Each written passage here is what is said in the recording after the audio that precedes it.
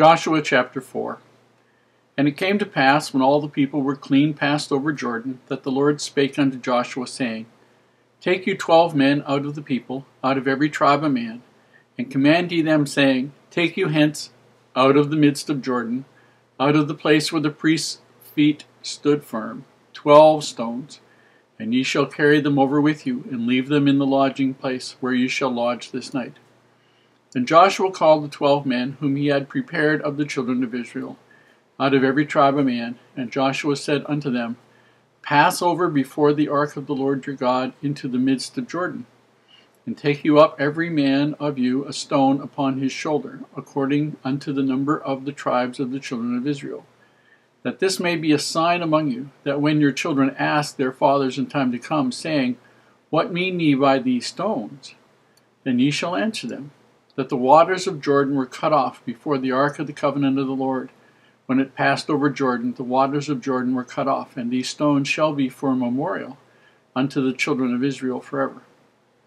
And the children of Israel did so as Joshua commanded, and took up 12 stones out of the midst of Jordan, as the Lord spake unto Joshua, according to the number of the tribes of the children of Israel, and carried them over with them unto the place where they lodged, and laid them down there. And Joshua set up 12 stones in the midst of Jordan, in the place where the feet of the priests which bare the ark of the covenant stood, and they are there unto this day. For the priests which bare the ark stood in the midst of Jordan, until everything was finished that the Lord commanded Joshua to speak unto the people, according to all that Moses commanded Joshua, and the people hasted and passed over. And it came to pass, when all the people were clean passed over, that the ark of the Lord passed over, and the priests, in the presence of the people. And the children of Reuben, and the children of Gad, and half the tribe of Manasseh, passed over armed before the children of Israel, as Moses spake unto them. About 40,000 prepared for war, passed over before the Lord unto battle to the plains of Jericho. On that day the Lord magnified Joshua in the sight of all Israel, and they feared him as they feared Moses all the days of his life.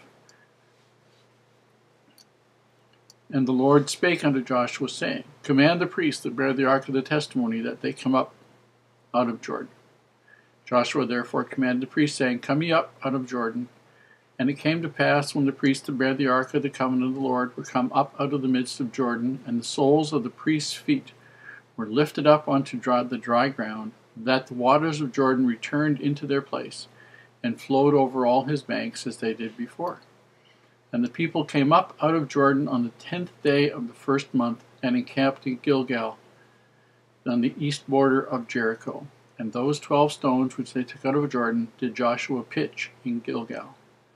And he spake unto the children of Israel, saying, When your children shall ask their fathers in time to come, saying, What mean these stones? Then ye shall let your children know, saying, Israel came over this Jordan on dry land. For the Lord your God dried up the waters of Jordan from before you, until ye were passed over, as the Lord your God did to the Red Sea, which he dried up from before us, until we were gone over, that all the people of the earth might know the hand of the Lord, that it is mighty, that you might fear the Lord your God forever. This is a very, very simple chapter, but some really tremendous things here. They cross over the Jordan. The water piles up in a heap on the upstream side, doesn't flow around, doesn't flow over, doesn't flow under, just piles up in a heap. And even if that, at that particular spot, is maybe 50 or 100 feet wide, maybe 150 feet wide, in flood stage, that is a huge pile of water. And all the stuff downstream from there just drained on down towards the Dead Sea, and that was it. And the people went across. Now, the Red Sea was the Red Sea. And when that was parted, the people went across on dry ground. Here they go on dry ground again. God said he will start to magnify Joshua in the sight of the people, and he certainly did that.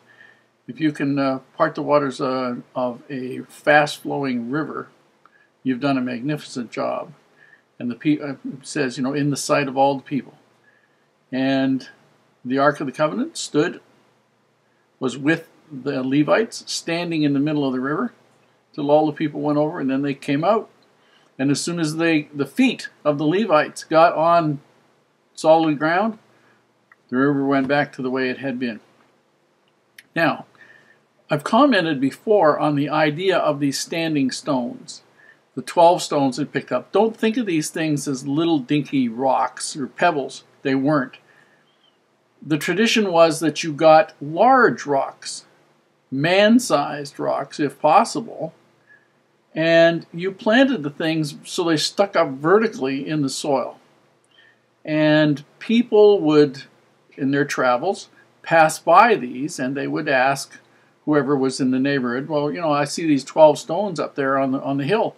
What's that all about? And they would tell, well, that was commemorate when the children of Israel crossed the river, and the river stopped and just backed up until a couple of million of these people walked across the river. And as soon as they were all across, and the people who were carrying the Ark of the Covenant made it out on the dry ground, their river went back into flood stage again, full. And that's what it was for. It was so that they would remember. They would be told, the message would get out. Now, the interesting thing is, and I've said this before too, in our own lives, we should act as standing stones.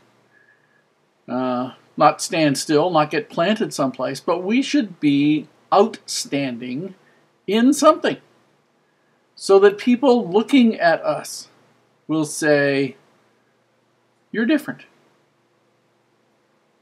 You smile more. You work harder. You seem happier. Something. What makes you so different than me? And then we have the opportunity to say, let me tell you what God has done for me. And we can be standing stones to our day the way those actual physical stones were in that time. Now, we do standing stones today. We put up memorials to people. We put up monuments to people. We just don't usually use actual rocks. We usually cut them out of marble or make them out of cement or something else. But it's the same tradition, and it's worldwide. It's just a way of marking something that you want to know, you want other people to know about. And this was something they had the opportunity to do there, and the Lord wanted them to know to do that. And so every time somebody crossed that river at that spot, people would know. Now, got to remember, the area where they were going, when they crossed the Jordan, they're in the area of the King's Highway, which is a major transportation route from the Babylonian Empire through to Egypt. There's a road that goes from the King's Highway through Jericho, the city they're going to go to, and reaches the Via Maris, which is the highway along the sea, which is the ultimate huge trade route between Babylon and Egypt. The King's Highway is sort of a backup one, but there's still lots of trade on there, but nowhere near as much as went on the Via Maris. And this area, north and south of there, was where Israel was going to live.